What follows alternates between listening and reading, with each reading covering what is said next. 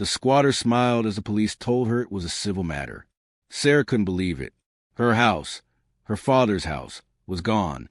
She stood on the porch clutching the old deed folder against her chest as two officers shrugged, the morning light glinting off their badges. "Ma'am," one said, his tone half apologetic, half annoyed, "there's nothing we can do right now. If she has paperwork, even if it's fake, this becomes a civil issue. You'll have to take it up with the court." Sarah's voice cracked. "But it's my house. She just moved in." The woman behind the door leaned against the frame, arms crossed, that same smirk twisting her lips. "You heard the officer. It's a civil matter." The door slammed in Sarah's face. She turned toward the officers, desperate. "My kids are sleeping in the car. We have nowhere else to go." The taller one shifted uneasily. "I'm sorry, ma'am. We just follow protocol." And then they left. Just like that. Sirens fading, tires crunching on gravel, leaving Sarah and her two children standing in the driveway of the home that wasn't theirs anymore. For a moment, she just stood there. The wind tugged at her hair. The street quiet except for the creak of the minivan door as her little boy climbed out. "Mommy," he whispered. "Can we go inside now?" Sarah knelt, forcing a smile that didn't reach her eyes. "Not yet, baby. Mommy has to fix something first." She bundled them back into the car, turned the heater on low, and stared through the windshield. Her reflection looked back at her, eyes tired, lips pale, the weight of 2 jobs and 1,000 unpaid bills hanging over her shoulders. The house had been her father's. He'd built it himself, every nail and board set with care. When he died, it was all he left her. She'd promised to keep it. Now, that promise lay behind a locked door. She took out her phone and hit record. Her voice trembled as she spoke into the camera. "My name is Sarah Myers. This is my house. A stranger broke in while I was visiting my sister, and now she says it's hers. The police say it's a civil matter, but I don't have anywhere else to go. My kids are sleeping in the van. Please, if anyone knows what to do, help us." She uploaded the video, wiped her tears, and tried to sleep. The heater coughed. The kids huddled under blankets, and the night stretched long and empty. By morning, her video had reached a few thousand views. People commented, some offering advice, others skepticism. A few called her a liar. But one man, far from the noise of social media, watched in silence. In a garage at the edge of town, a broad-shouldered man with silver hair and tattooed arms stared at the flickering phone screen. He replayed the clip, eyes narrowing when he heard the address. He whispered the street name under his breath. And then it hit him. That house. That name. Tom Myers. He hadn't heard that name in years. Hawk, the leader of a local biker chapter known as Iron Vows, set the phone down, his mind racing back to a rainy night long ago. He'd been 23, drunk and stupid, tearing down a mountain road at 90 miles an hour when his front tire blew. He should have died that night. But someone had pulled him out of the wreckage, a stranger in a flannel jacket who smelled like motor oil and kindness. Tom Myers. The man had fixed Hawk's broken leg, his bike, and his pride, all in the same week. When Hawk tried to pay him, Tom refused. "Just pay it forward someday," he'd said. "That's how debts work in this world." And now, decades later, Tom's daughter was the one asking for help. Hawk rose from the workbench, grabbed his keys, and called out to the men lounging nearby. "Mount up," he said simply. One of them looked up from a poker game. "What's up, boss?" "Old debt," Hawk said. "Time to pay it."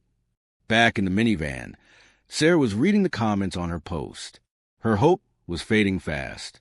Most people just argued about legal loopholes, telling her to get a lawyer she couldn't afford. Then a message popped up from a name she didn't recognize. "Stay put. Help's coming." She frowned, unsure what it meant. Probably another troll. An hour later, the low rumble of engines grew louder in the distance. At first, she thought it was traffic. But then it didn't fade, it multiplied. Sarah stepped out of the van, squinting down the street as a line of motorcycles turned the corner, headlights cutting through the morning haze. They came slow, steady, filling the block with chrome and thunder. Neighbors peeked through curtains. The squatter stepped out onto the porch, her confidence cracking. The bikes rolled to a stop in front of Sarah's driveway. At the front was a tall man with a scar along his jaw, wearing a vest with iron valves stitched across the back. He removed his helmet, gray hair catching the light, and looked straight at her. "You Sarah Myers?" She hesitated, clutching her coat tighter. "Yes." He nodded once. "Name's Hawk. I knew your dad." Her breath caught. My dad!" "Tom Myers. Fix bikes out on Fairview Road." Her eyes widened. That was him. Hawk smiled faintly.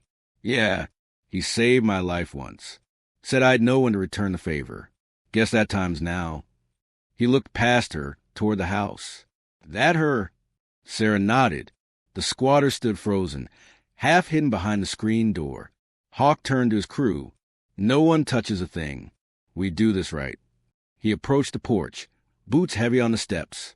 "Ma'am," he said calmly, "you're living in this woman's house. We're giving you a chance to walk away clean. Do it now." The squatter's lip curled. "You think you can scare me? I've got papers, real ones."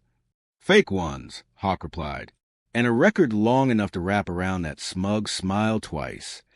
She blinked, her confidence faltering. Hawk's voice dropped lower. "I don't bluff, ma'am. I'm just here to make sure this family sleeps inside tonight." Behind him, the rumble of engines started again, steady, patient, like thunder waiting to break. The squatter stepped back and slammed the door, but everyone saw the fear flash her eyes. Sarah stared in disbelief as the bikers spread out, some standing guard by the gate, others keeping watch on the street. No words, no noise, just silent resolve. Hawk turned to her gently. "You'll be home by sundown." For the first time in weeks, Sarah believed him. The sun dipped low behind the rooftops as engines rumbled like a storm holding its breath. The squatter's curtains twitched every few seconds, her shadow pacing back and forth. She must have called someone, maybe a friend, maybe the cops, but Hawk didn't care. He stood at the end of the driveway, arms folded, the weight of the years settling on his shoulders. Around him, his men stood silent, leather jackets gleaming in the dying light. They weren't here for a fight. They were here to keep a promise. Sarah watched from the curb, clutching her kids close. Her daughter, Lily, whispered, "Mommy, are they bad guys?" Sarah looked down, eyes soft. "No, baby. They're the good kind of scary." Hawk turned, catching her gaze. "They're hungry." She nodded weakly. Hawk motioned to one of the younger bikers, a freckled man everyone called Tiny despite his size. He jogged to his bike, opened a saddlebag, and came back with sandwiches wrapped in foil. Sarah's voice cracked. "You didn't have to." Tiny grinned. "We know, but your dad once fed us after a long ride. Consider it tradition." An hour passed. The house stayed dark except for a single window glowing upstairs. Hawk checked his phone, scrolling through the messages his contact had sent. Copies of forged leases, old scams, property complaints filed under the squatter's name. Evidence. He exhaled slowly. "Got her," he murmured. Sarah watched him, hesitant. "What happens now?" Hawk smiled faintly. "Now, we make her realize this game's over." He walked to the door and knocked once, heavy enough to echo through the frame. No answer. He knocked again, louder.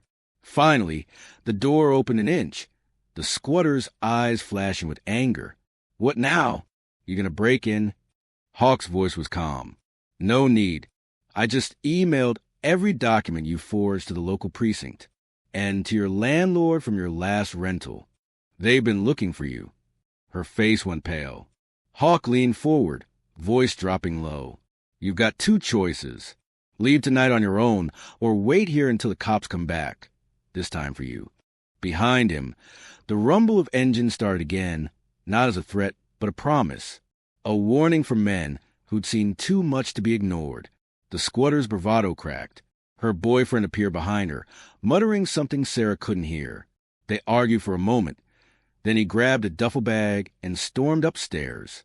When the woman returned, her eyes were rimmed with red. "Fine," she spat. "You win. But this isn't over." "Oh, it is," Hawk said evenly, "and I'd hurry before the cruiser gets here." The door slammed again. This time, when it opened, she was dragging suitcases. By nightfall, the driveway was empty except for Sarah, her kids, and the bikers. Hawk stood by the porch, hand on the railing. "Go on," he said softly. "It's your house." Sarah hesitated, tears blurring her vision. "I don't know how to thank you." "You don't," Hawk said. "Your dad already took care of that." She stepped inside slowly, the smell of dust and old memories filling her nose. Every room looked smaller than she remembered, but the walls were still the same, the ones her father built. The kids ran ahead, laughing, touching every surface like explorers rediscovering lost treasure. Sarah turned back toward the doorway. Hawk was still there, watching quietly. "You're staying?" she asked. "Just till morning," he said. "We'll keep watch tonight." The bikers spread out across the yard. Some took shifts, some leaned against their bikes, sipping coffee from thermoses. The neighborhood was silent except for the occasional bark of a dog or hum of street lights. Inside, Sarah sat at the kitchen table with Hawk. The hum of the refrigerator and the distant rumble of engines filled the silence between them. She broke first. "You really knew my dad?" Hawk smiled faintly. "Yeah, best mechanic I ever met. Didn't talk much, but when he did, you listened." He chuckled softly. "He once told me, every man gets one second chance in life. Don't waste it." I didn't. He kept me alive long enough to figure out what loyalty means. Sarah wiped her eyes. "He'd be proud of you." Hawk shook his head. "Nah, he'd be proud of you. He used to talk about you, said you had more fight in you than he ever did." That broke her. Tears spilled down her cheeks, years of exhaustion pouring out all at once. Hawk said nothing, just reached across the table and placed a gloved hand over hers. "You're home now, Sarah. That's what matters." Morning came with birdsong and sunlight cutting through half-open blinds. The house felt alive again, coffee brewing, pancakes sizzling, kids laughing. Sarah stepped onto the porch, her face softer than it had been in weeks. The bikers were already packing up. Engines roared to life one by one. Hawk stood beside his bike, adjusting his gloves. "Where will you go now?" she asked. He smiled. "We've got other roads." "Always do." Sarah handed him a small envelope. Inside was a photo of her father, the same one Hawk had on his wall years ago, a younger man with grease on his hands and a grin full of mischief. "He'd want you to have this," she said. Hawk looked at it for a long time, his throat tightening. "Thank you," he whispered. Before he left, he knelt to eye level with Lily and her brother. "You too take care of your mom, yeah?" They nodded solemnly. Lily hugged him around the neck. "You're like a superhero," she said. Hawk chuckled. "Nah, sweetheart, your grandpa was." And then, with one final nod, he swung onto his bike. The engines roared in unison, the sound echoing down the street as the iron valves rolled away into the rising sun. A week later, Sarah received a letter in the mail. No return address, just her name written in strong, deliberate handwriting. Inside was a photograph, her father and Hawk standing beside an old motorcycle, both smiling. On the back, 5 simple words in faded ink. "You're never alone, kiddo." Sarah pressed it to her chest and closed her eyes. That night, she tucked her kids into bed, then stood on the porch looking out at the quiet street. The world felt different, safer somehow. Some debts, she realized, aren't about money. They're about love, loyalty, and promises that outlive the people who make them. She smiled through the tears and whispered into the night, "Thank you, Dad." Far away, on an open highway lined with dawn, Hawk glanced at the same photo clipped to his dashboard. He smiled too. The road stretched endless ahead, but he felt lighter, freer. A promise had been kept.